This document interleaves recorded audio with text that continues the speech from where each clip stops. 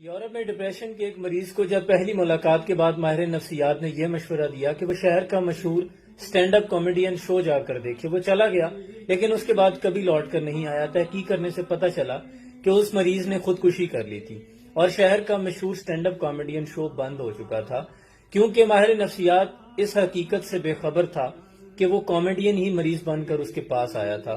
وہ جو لوگوں کو دن بھر ہنساتا تھا، خود رات بھر بیٹھ کے روتا رہتا تھا۔